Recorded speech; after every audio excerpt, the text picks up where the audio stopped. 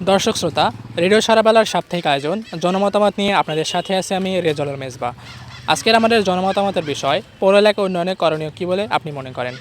এই নিয়ে আমাদের সঙ্গে যুক্ত হচ্ছেন খানকা শরীফ থেকে জয়নাল আবেদিন, প্রফেসর কলোনি থেকে মোহাম্মদ হাসান এবং সর্বশেষ আমাদের সঙ্গে যুক্ত হচ্ছেন পূর্ব কলেজপাড়া থেকে আসগর হোসেন।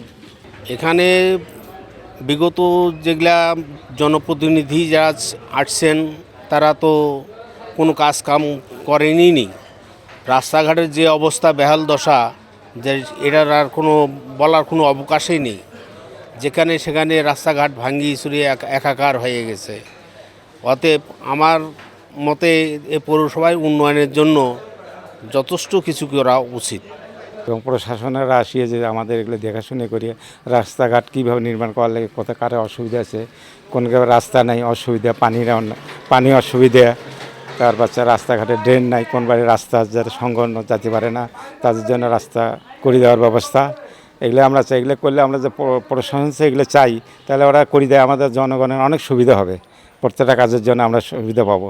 সেই জন্য আমরা যে প্রশাসনের কাছে আমাদের আকুল আবেদন যে তারা যেন আমাদের এগুলো দেখিয়ে কীভাবে এগুলো করতে হবে, রাস্তাঘাট কার কী সমস্যা সমাধান করার জন্য আমাদের তাদের কাছে আমরা অনুরোধ করব। পৌর এলাকার নতুন উন্নয়নের জন্য মনে করেন এই যে এখানে একগুলো আছে না মশা মারার জন্য, এগুলো মশার জন্য একগুলো যে আপনার যে পাউডার দেয় বা করে, এগুলো করলে ভালো হয়। আর দেখি যে মাঝে মাঝে আসে রাস্তাঘাটে যাতে যাদের বারো বাড়ি বিল্ডিং বাড়ি তাদের বাড়িতে দিয়ে যায়, আমাদের গরিবের মানুষ যেহেতু সেখানে আমরা পাই না।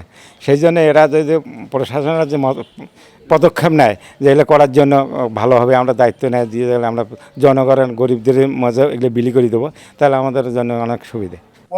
অনেক মেলা করণীয় আছে, রাস্তাঘাটগুলো ঠিক করা, রাস্তাঘাটের সাইডে দিলে ড্রেন করছে, পানি একটাও নামি যায় না, আটকি থাকার মধ্যখানত মশার ভাষা করছে, সেগুলোর মধ্যে জাবরা জঙ্গল দিয়ে বন্ধ হয়ে আছে।